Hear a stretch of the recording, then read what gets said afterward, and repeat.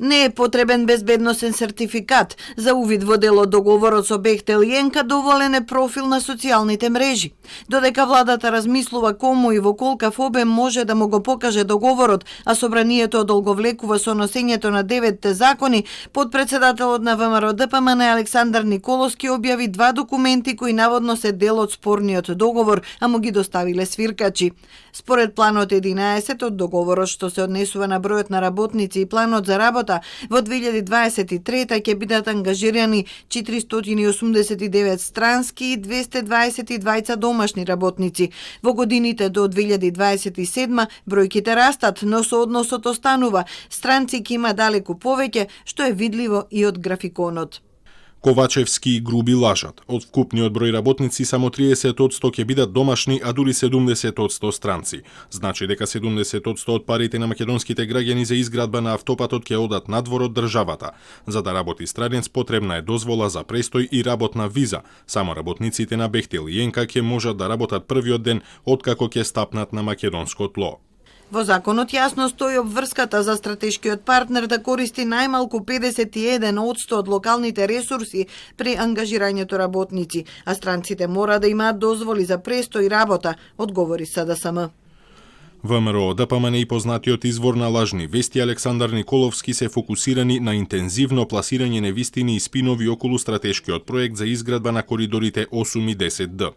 Не навлегуваме во скриените мотиви за пласирање невистини за стратешки проект и реномирана американска компанија, но законот е јасен и ги демантира лагите на Николовски.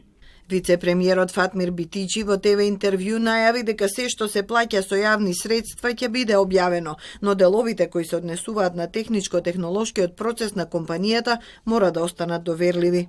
Секој еден денар кој што ќе биде потрошен на ова автопатско решение, за разлика од другите автопатски решенија, ќе биде обзнаено на отворени финансии и ќе можат граѓаните да видат во суштина колку пари се трошат. Значи нема ништо спорно.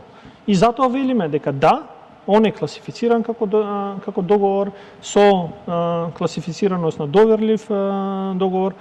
Сите кои што ќе побараат званично потреба за да имаат увид во договорот, ќе се даде.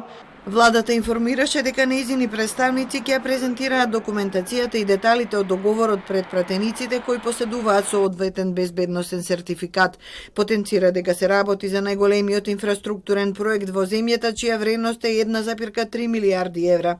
Пред 2 дена токму тоа го побараат 9 пратеници на ВМРО ДПМН кои поседуваат сертификат.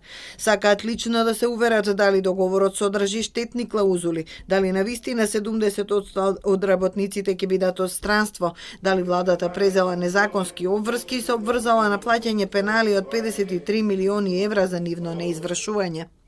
Безбедносен сертификат имаат главно членовите на комисиите поврзани со безбедносните, разузнавачките и надворешно политичките прашања.